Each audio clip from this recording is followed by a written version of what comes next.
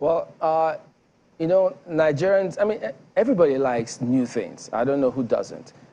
They've seen the PDP and the APC. They have an idea of what they can bring to the table. And that's why people keep asking, well, perhaps they now look to the NNPP, they look to Labour Party, they're trying to see what it is that they have to offer. And there are many, you see different stats who talk about undecided voters. So many of them are watching and trying to see, what do we do? How do we progress? So that's the reason why some of those questions come through when we ask if you had an opportunity to do something different. So that was the context. But having spoken about how you're going to dig in and go all out to ensure you win, you're an experienced politician. And so when you say that, look, you're not discussing with anybody, it sounds so categorical. And you know, we always say that in politics, 24 hours is a long time. And you know that there could be all sorts of scenarios that could play out before the elections that you may even look very appealing to you. Nobody knows. So now, when you rule out all of these things, are you expecting people to get the message that you are categorically saying you're not discussing with anybody now, you have not discussed, you will not discuss with anybody. No matter what happens, you will go on to the ballot and then see what happens from there. Is that the thrust of your message on this matter? Chamberlain, I was very clear. I don't know why you are going back. You see, my discussion now is the voters. We have been going around the country from village to village. Sometimes we even found ourselves in forests. Now I am in Lagos. And I can tell you, days ago, I started 6 a.m. from Abuja. I came from Lapai, Agahe, up to New Busa, that's Kayenji Dam. And we slept there. In the morning, we started again coming into Kayama, coming into Okuta, and coming into Shaki, coming again into Ogomosho, Oyo town or city, and then coming into Ibadan, where we had a fantastic rally, and we are so happy that we had that opportunity. And people were receiving us in all the villages and towns across the country. So, you see, we believe that we are the people on the ground.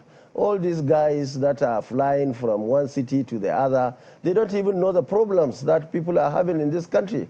And that is why we are playing special and, of course, relevant politics now, to the extent that most of the places we are visiting, some traditional rulers and people would tell us that the last time they saw any serious presidential candidate in their community was during either Awolowo, the only person who came here, or Shagari, and so on and so forth. Now we have many lazy and sometimes even weak politicians contesting election at presidential level. They cannot do all these road campaigns. Now we have seen roads. Now we have seen dilapidated schools. Now we have seen poverty across the country. And we have seen insecurity. Some of the places we visited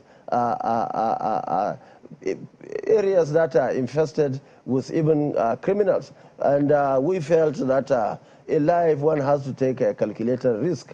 And we had to visit the places, visit the people, so that at the end of the day we know exactly their pains. So we are very happy, and we are having assurances by the day that they will go and vote for our party, because we are the only people today with a national party that stands for change.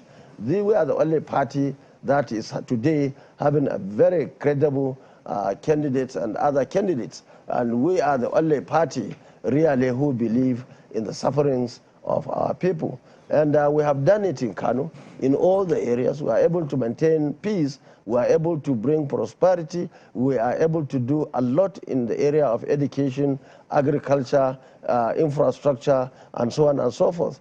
Now, Kano, you go to Kano, infrastructure is not comparable to any state. Even Lagos, if you subtract what the federal government has already established and what they have done in recent years, Kano is far ahead of Lagos, despite the huge disparity in terms of resources. And look at education.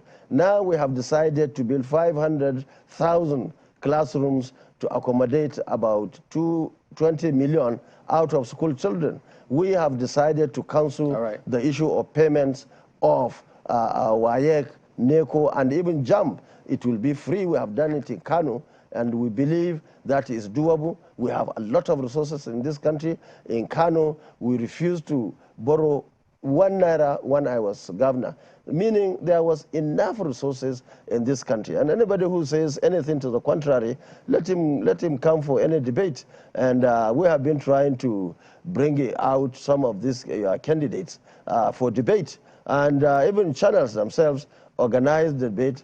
They were not willing to come because there is nothing to show other than money, other than governors, other than people who are being hated by the grassroots people who have created all this artificial insecurity, artificial poverty in this country just because they want to continue to govern our country, taking all our resources.